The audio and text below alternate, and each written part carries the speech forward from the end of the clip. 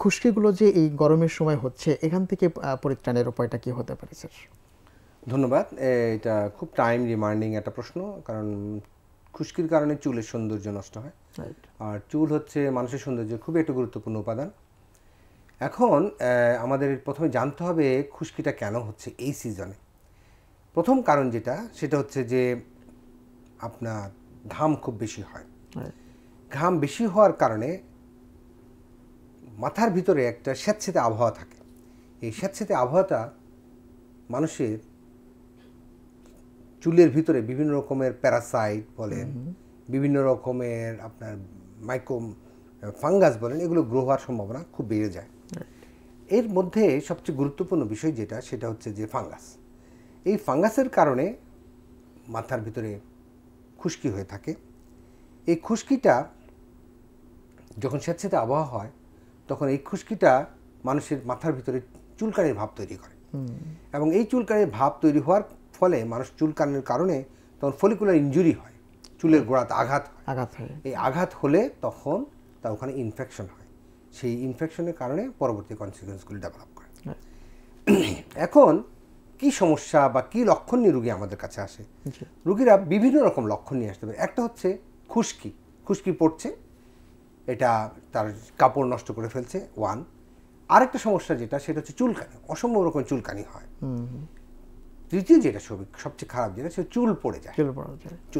আর চতুর্থ যেটা হচ্ছে চুলের যে গ্লো ভাব, যে চকচকে ভাব, সেটা নষ্ট হয়ে ডাল হয়ে যায়, সৌন্দর্য নষ্ট হয়।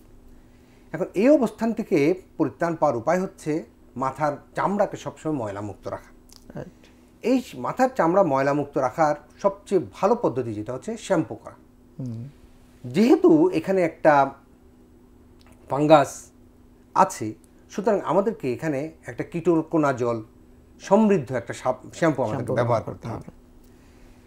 আমাদের অভিজ্ঞতা আমরা দেখেছি যেটা, সেটা হচ্ছে যে এই মেডিকেটেড শ্যাম্পুগুলি ব্যবহার করার ফলে অনেক সময় চুলের কিছুটা ক্ষতি হয়।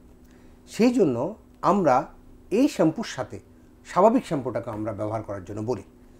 যেটা আমরা বলি সেটা হচ্ছে, প্রথমে মেডিকেটেড শ্যাম্পু দিয়ে মাথাটাকে একটু ভিজিয়ে রাখতে হবে 5 মিনিট। 5 মিনিট ভিজিয়ে রাখার পর এটা ধুয়ে নর্মাল শ্যাম্পু যেটা, সেটা দিয়ে ধুয়ে ফেলতে হবে মাথাটাকে। এবং সম্ভব হলে এটা প্রতিদিন, অথবা যদি সম্ভব না হয় কোনো কারণে একদিন পর পর, কিন্তু এর বেশি গ্যাপ দেওয়া যাবে না। আরেকটা জিনিস যেটা, সেটা করতে হবে, ভিজা চুলে কখনোই বাইরে যাওয়া যাবে না।